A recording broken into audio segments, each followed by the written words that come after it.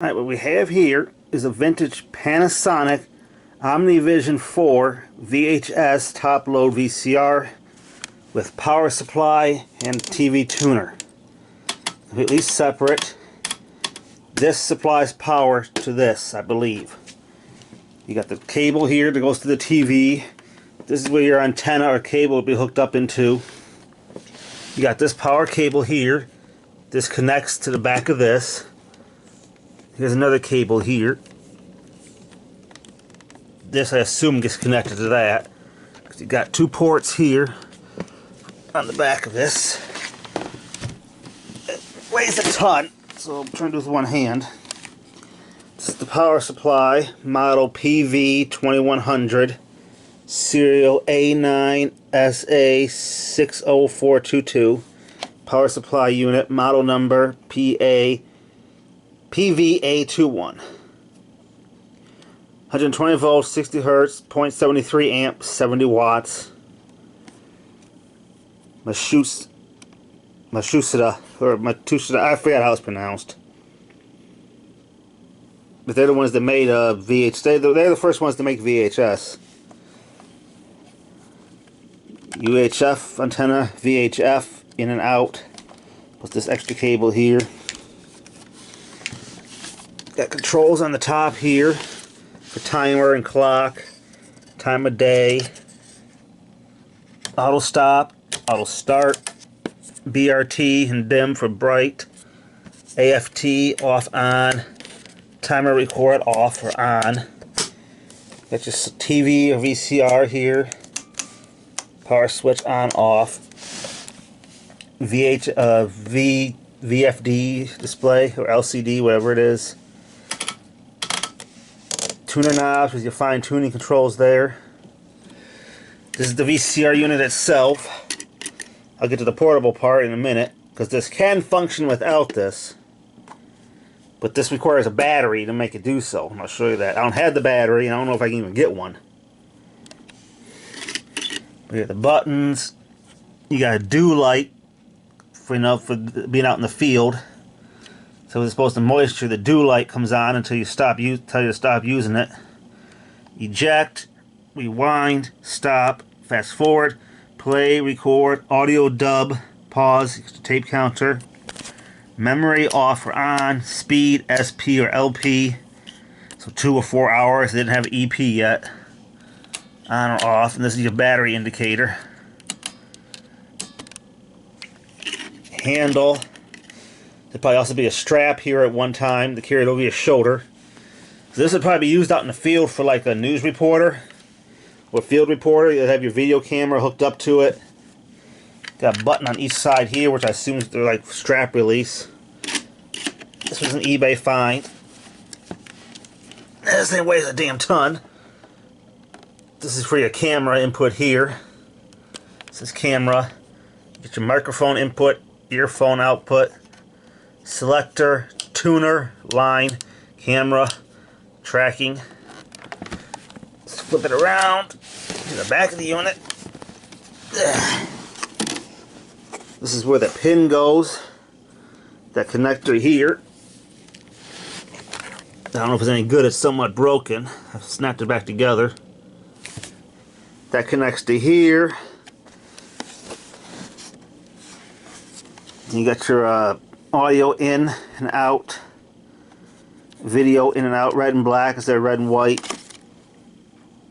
RF out, so that'll go to your like monitor, remote pause, that gives you what this stuff does. It's a little bit broken there. This is where the battery would go, and it plugs into that barrel connector there. Now if this doesn't power up with this, then I'll have to see if I have a problem is I don't have a power supply with that type of barrel, so I'd have to rig up something. Find me a 120 volt power supply with a barrel connector that puts out at least 1 amp and connect it to that. Or no, that's actually DC. Alright, so it runs on AC or DC, that's 12 volts, so find me a 12 volt power supply with that barrel connector that puts out the amps needed for this. So probably a laptop supply. For continued protection against fire hazard, use only same type battery, type number LCR 3012 VBP, or use only same type car battery cord, type number PVC20. Shows how the battery goes there. Then you have a door that goes on the back of here because you got the ribbon here for the battery. Honestly, I don't have a battery for it. Now, who knows if I'd even be able to track one down. See it writing on here. Your FCC rules. See part of the circuit board. This thing was a damn ton. So let's hook this thing up to it. See if this thing even powers up. If it plays, if the heads are any good. Does this thing even work? Are the belts any good? I have no clue. That won't open up until it powers up. So like I said, let's plug this in, connect this to this, and see if this thing even runs at all. Well, we got something. It's plugged in. Turned on. I gotta set the tuner, set the channel 4. Nothing there. Obviously, I don't have an antenna hooked up. Do that. It's blank. I got this output cable connected to the TV. This one connected to the output of the VCR. I don't know if that's how it works or not. VCR does have power. Shows stop for red. So that does work. You saw a little light. So that pops up. So I guess the only thing now to do is put a tape in here, something I don't really care about. See if this thing works or not. And Sterling. Well, it's playing, but it sounds like it's playing too fast. At speed, you know, so they get an idea of what this would do. I go around this turn, just like this, and here's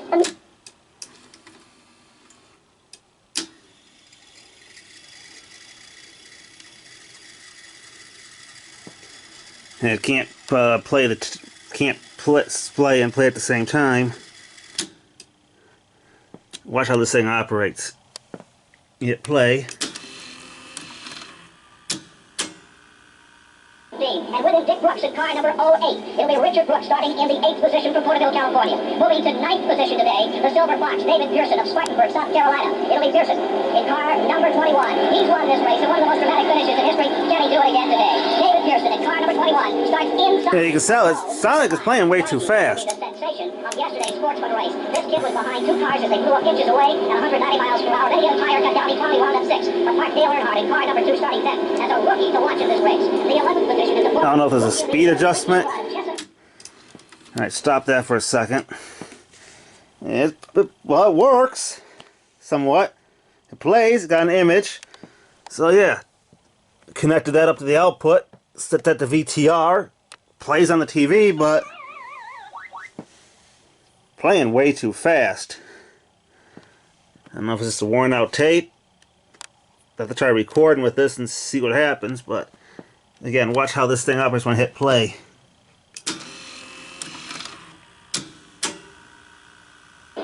He'll start 11th, going to 12th position from Wausau, Wisconsin.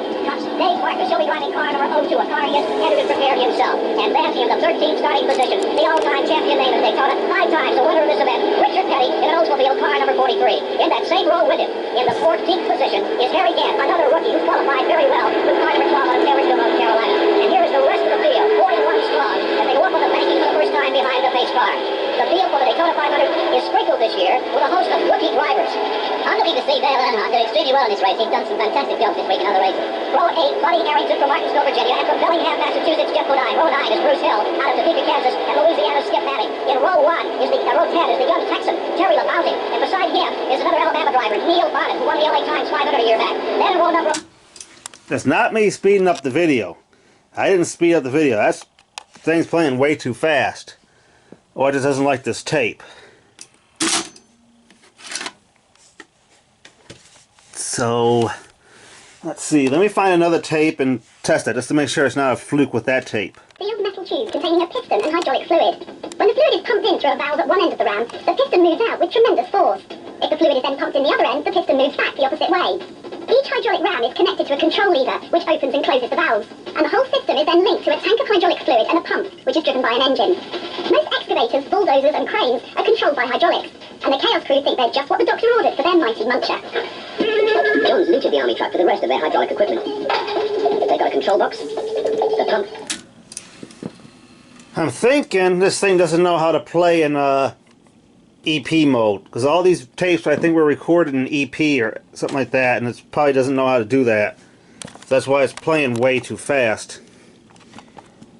Let me try, I'll try a commercial VHS that was recorded in SP and see if that plays correctly or not. Alright, so the problem I'm running into, other than it's playing too fast, it doesn't seem to like these longer commercial VHS tapes, like pre-recorded. They're like skipping, like it's struggling to play it. Now they can't all be worn out. They handle this short pre-recorded one, but again, playing too fast. These longer ones, but it plays this no problem. You know, then playing too fast, it plays that no problem. It plays this 8-hour no problem. Not struggling to turn the ribbon, though it's playing too fast. But like these, it keeps like speeding up, slowing down, speeding up, slowing down. Probably can't regulate the speed. I mean, these were recorded on SP, so it probably doesn't know. So it probably can't figure out the correct speed. And this was struggling to fast forward a little bit towards the end. Could need new belts, but belts wouldn't be the reason why it's playing too fast, I don't think. I'll have to take it apart and see if I can even get belts for this. I have to take it in and have it professionally serviced. I have to bring in that unit too, because it won't function without that, because I don't have the battery for this. But just in case the tapes are bad, I'm just trying to fast forward and we want them to loosen them up a bit. Trying to see if I can get it to play a factory recorded tape at the correct speed. Because these are all recorded at SP. And these are recorded at LP or EP. You know, the slowest speed possible. This doesn't have that speed yet, but so it's probably not capable of playing that slow, and that's why they're all running that. They're running fast. This was probably recorded at EP also. So yeah, it probably can't play that slow. But I can't get it to play a commercial tape of this length. It just doesn't want to do it. But it's playing these no problem. So I can't see these all being worn out. But here, I'll hit play and you can see for yourselves.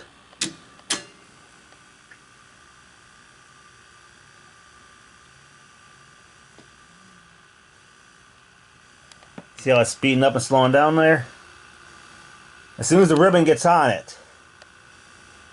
See, what I'm thinking is, it can't regulate the speed. It can't figure out what speed to play at. Because every pre-recorded tape, other than, where the hell did I just put it? This one does it. Fertile valleys of California from the western deserts of Nevada. See, that one plays, but it's playing too fast. You're looking at the top of that Trans-Sierra Route. So it'll play EP tapes, you know, they record at 6 and 8 hours, but it can't play factory tapes that are recorded at SP. It can't read them. So I mean, all these tapes can't be bad. It's not a coincidence. So, and flicking this switch that's only for recording. That doesn't do anything with playback speed. So I probably have to record something with it. I don't think I have any blank cassettes that I recorded at SP. So I have no way of testing it. But that's my theory. So, future project. Might just have to have it professionally restored. I could try changing belts, but I don't think that's going to make a difference.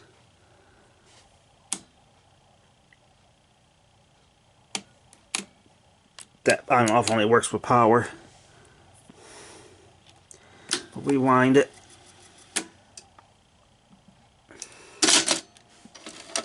What's that? But anyway, watch what happens how I play. They'll unspool a bunch of ribbon first. You think, okay, this wheel's not spinning. So it's threading up in there. Then this will start rotating. So watch.